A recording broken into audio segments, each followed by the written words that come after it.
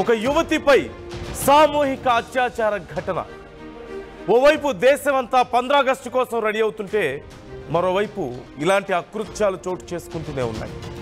సామూహిక అత్యాచారం చేసి అది వీడియోలు తీసి సోషల్ మీడియాలో పెడతామంటూ బెదిరింపులకు దిగారు. ఉత్తర ఢిల్లీ సివిల్ లైన్స్లో ఈ ఘటన చోటు చేసుకుంది. ఆదివారం రాత్రి ఘటన జరిగినట్లుగా తెలుస్తోంది. గుర్గాంలోని ఒక సంస్థలో పనిచేస్తుంది ఈ బాధితురాలు. ఆదివారం ఫ్రెండ్ ఇంట్లో పార్టీకి హాజరైంది యువతి. మద్యం సేవించి స్పృహ కోల్పోయింది. బాత్రూంలోకి లాక్కెళ్లి 4 యువకులు అత్యాచారం చేశారు.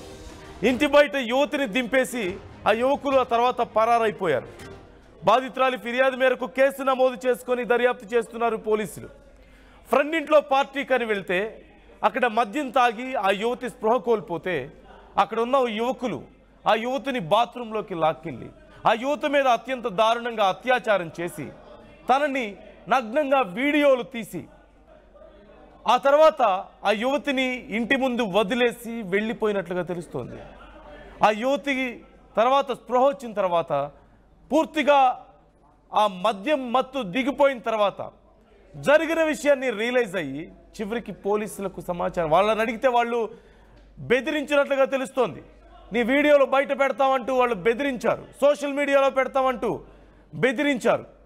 ఏం చేయాలో తెలియక చివరికి పోలీసులను ఆశ్రయించింది.